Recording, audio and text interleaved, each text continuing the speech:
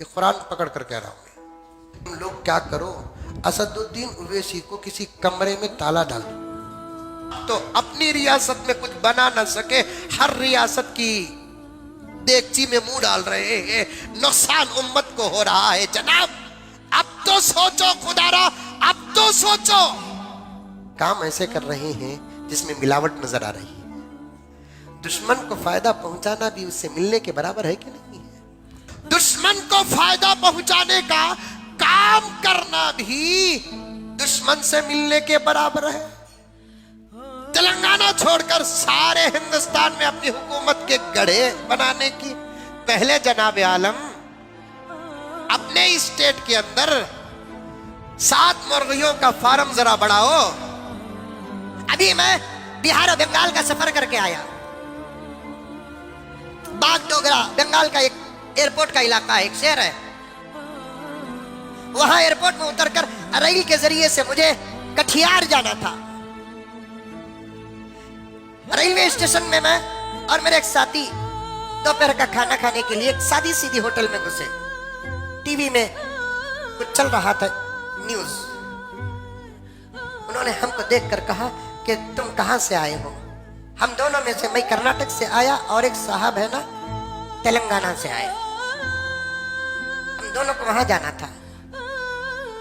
तो जैसे उन्होंने तेलंगाना का जिक्र किया, होटल का एक सादा सीधा बंगाली आदमी कहता है कि भाई तुम लोग क्या करो, असदुद्दीन ओवैसी को किसी कमरे में ताला डाल दो।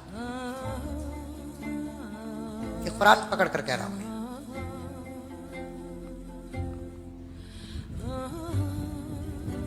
एक बहुत बड़े मौलाना कह रहे हैं मैं नहीं मानता इस बात को कि असदुद्दीन ओवैसी साहब बीजेपी से मिले हुए हैं। मैं कब कहा कि मिले हुए हैं?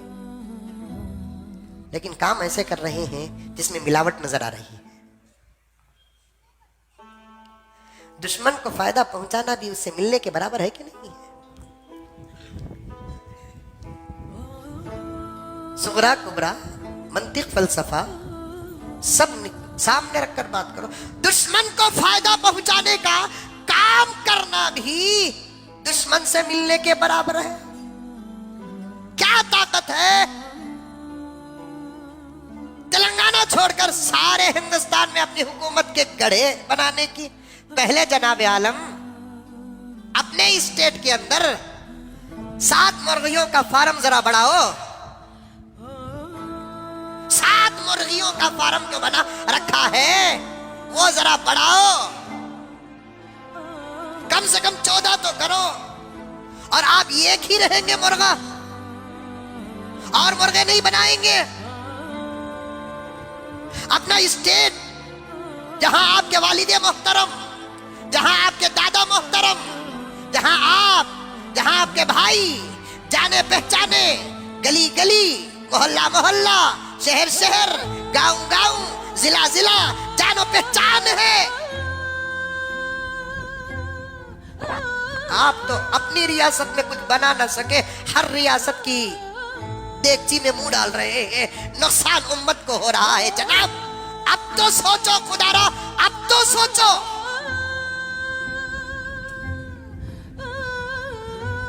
अब तो सोचो।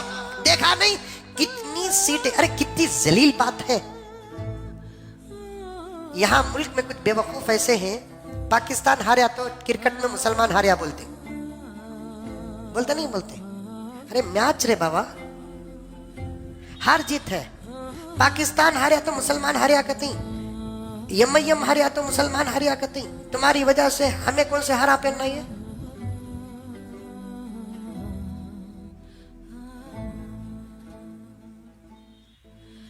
सौ जगह एक जगह तुम भी जीते, हंस रहे। एक जगह तुम भी जीते, 2-4 जगह के अलावा एक जगह का डिपॉजिट वापस मिला आपको।